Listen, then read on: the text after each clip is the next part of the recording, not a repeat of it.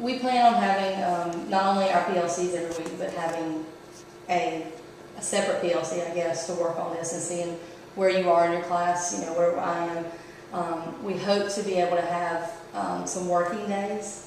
Not, of course, the entire day, but give the kids a working lunch and extra time for them to ask us questions, to get together and talk about what they found and how they've incorporated it in their project, just so they can collaborate with one another on what they've done, and feel like we're not just taking away from class time with them asking us questions, that they have that time. If they have questions about the history aspect of it, they can go to Mr. Pocock, the science aspect. I mean, you know, that way they have that. So we're hoping to do that. I think we discussed, what, once a month, or? Well, there's yeah. I mean, we're still in the works of that, and exactly how we're going to tie what aspect of each class. That's what we were working on here, is which aspects are going to be used or utilized in each class, so that the kids aren't overwhelmed with everything in one group.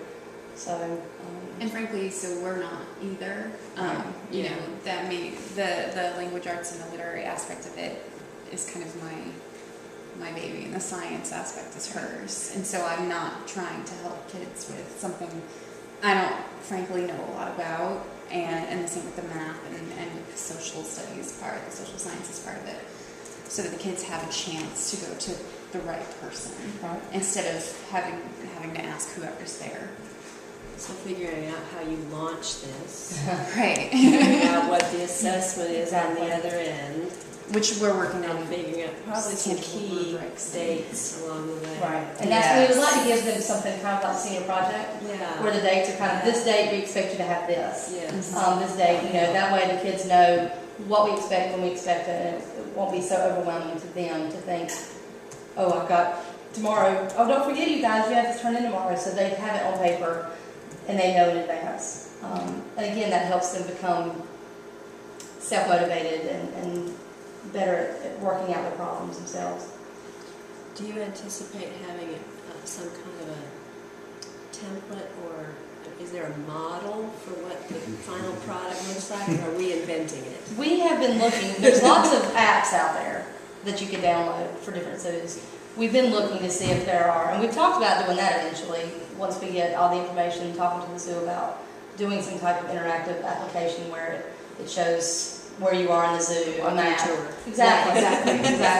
Yeah. So we've been researching different zoos and what they have available, so we can see if there is something that we can kind of help guide us with what we're doing. I think some of that is going to have to come from also the zoo staff. Right. What they see, all the way from Dr. Jones at the top down through the education staff, as well as the animal curator. So do you, I'm thinking production. Yes. So do you create 2 or 3 or 4 different possibilities? Prototypes on the front end, and then ask get their direction, or are they all? I don't. Yeah. Wow. Yeah. You're this is Right. it's a real world problem. It's a real world problem. Yes, it is. Ooh, okay. It's just your phone. Sounded like it hurt.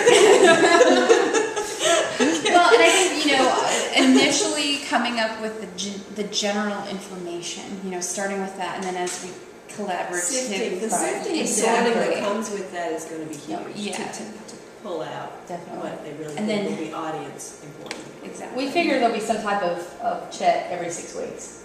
At least, yeah. Yeah, at least, where we really sit down with them and say, all right, what have you got for us? Show me what you have. Let us go through this and sift and help you figure out what you should take out, what do you need, and really work on that. It's a lot of peer-to-peer assessment Definitely. as well. That's one thing we talked about when we came to the rubric, was that the students have that ahead of time, and that they evaluate each other's work before they ever bring it to us. And so if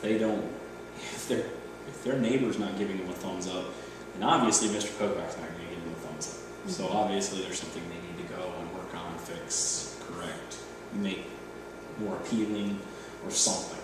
So it's This is very exciting. Yeah, this is terrific. You will have a product that will